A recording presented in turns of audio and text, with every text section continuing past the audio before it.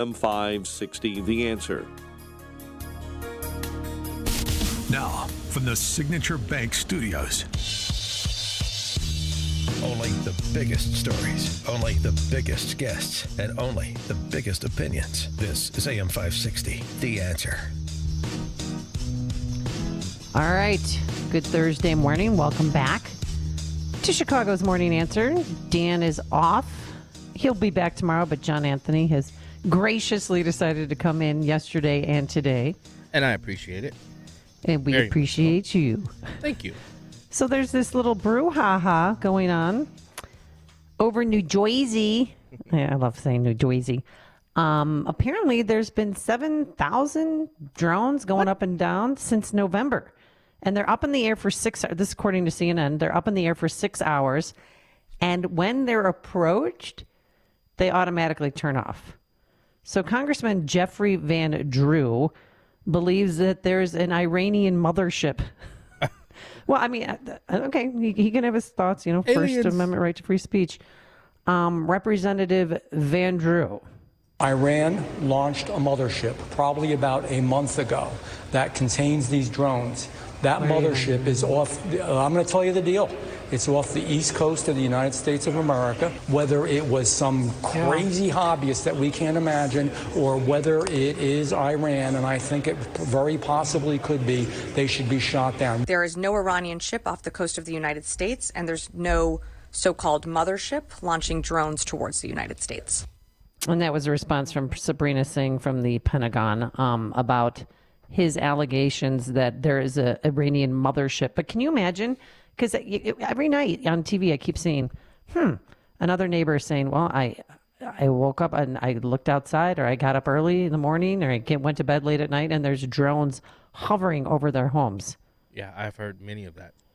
And I don't trust this Biden administration. I mean, who does, really? But when it comes to national security and issues like that, well, with more on this, let's welcome back to the program Chuck de Caro, journalist and writes for The Blaze. You can find his writings at theblaze.com. Good morning, Chuck. Good to have you back. Morning, Amy. How are you? Thanks for having me back. Yeah, so what do you make of this drone situation, and is there an Iranian mothership off the coast of New Jersey? Let's start with the idea of drones. The only two drones in this thing are Pete Buttigieg and Governor Murphy from New Jersey, and I'll tell you why. One, Buttigieg, you know, that genius who left East Palestine, Ohio in ruins before, maybe I'll go visit, you know, is in charge of everything that moves on, under, or over the United States, and he has done zero. Nothing. It's his responsibility, first. Second, the other drone, Phil Murphy, the governor of New Jersey, running around wringing his hands and whining, we need help from the federal government. Excuse me? Look at the state of Texas and Phil Abbott down there. You got problems? I don't need the federal government. I got the National Guard, and I'll string barbed wire. Okay, if Governor Murphy would grow a little bit of testicular fortitude, he would simply go to the 1/150th Assault Helicopter Regiment, which is in the New Jersey Army National Guard, and say, boys, we're going to get standing patrols in these areas. Find out who they are, fly next to them, follow them. When they land, bring the whole world down on them. Amen. He's doing nothing. He's crying in public. If you wait for the federal government to figure this out under the Biden administration, just, count your days, because nothing's going to happen. Well, I mean, and what are they surveilling? Because it sounds like they're over homes. Is there some military base nearby that they might be spying on us, like the Chinese spy balloon did? Yeah, I don't have any data to say this or that. All we know, we've got vehicles that are apparently propeller powered and not quadcopters. They look more like the kind of drones that I flew in the 1990s, and I have no idea where they're coming from, as everyone else has no idea at this point. But I think we can rule out hobbyists because they would have to be billionaires to fly that many missions over that long a period of time. And if I it's wouldn't. the U.S. government, it makes no sense because there are more advanced ways to surveil the ground other than with prop-powered drones. Yeah, I know who it is. There was back in, I believe in July, a Florida man shot down a Walmart drone. Why A can't it? Walmart? Why, Well, yeah, that's they were probably doing what it is. deliveries. But isn't this our government? We have no answer about the source of drones, but it's not Iran. It's not the people that want to kill us. It can't be anybody like that. I'm being facetious, but when you think about, because it is over a lot. I'm just looking at a Fox News reporting right now that's saying that it's there's like 4 or 5 different military installations over the New Jersey where a lot of these drones were flying. How much of a threat could this possibly be? Because you think about what China did with that balloon, surveying basically all across America. How much of a threat could this be? And do you think they're prepping for the Trump return? I don't know, but I can tell you when you're talking about how much of a threat. I was flying subscale wooden, that is plywood drones with about an 8-foot wingspan in the 1990s. And these things weigh about 150, 200 pounds, maybe more, and they carry 5-10 gallons of gas. And that's, for one, as described by some of the viewers in New Jersey. Well, if this thing goes out of control, 150 pounds, falling at let's say 150, 200 miles an hour, and crashes into something, yeah, that's a public safety hazard. And there should be some response. The immediate response should be from the governor of New Jersey of the affected areas using his National Guard under Title 32 authorities as the commander-in-chief of the National Guard in his state, and authorize patrols to follow them until they land. Yeah. Now we're speaking with Chuck de Caro, you're our former outside consultant for the Pentagon's Office of Net Assessments for 25 years. When the Pentagon comes out yesterday and says, this isn't Iran, why don't they tell the American people who it is then?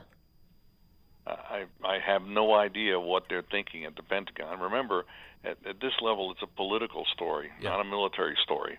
That's why I looked to the FAA and to look at the governor of New Jersey. Okay, do something. Yeah. And the other thing, the other combatant commander that needs to be looked at is Northern Command, which has within it the air defense of North America, Canada, and the United States, NORAD. They have not yet been introduced into this problem, as far as I can see.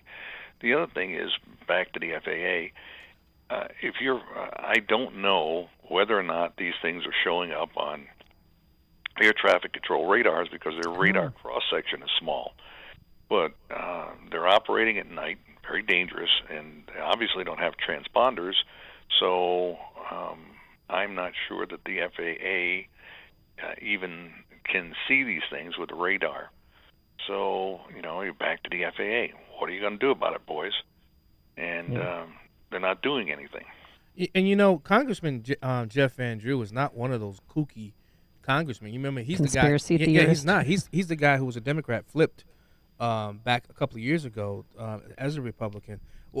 Did he ever admit who his source was? Because I believe he said he trusted his source who said that this is from Iran.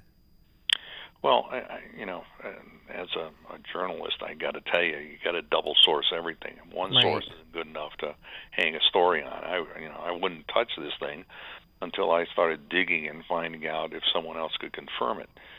The kinds of technology we're talking about aren't that sophisticated for nation states or even non-state actors with some money.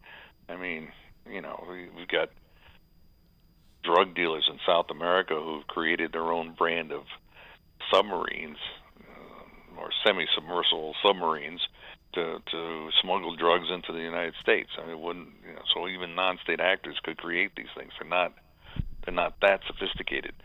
What about the report that China and Iran, China basically sold some drones to Iran? Is there any truth to that report?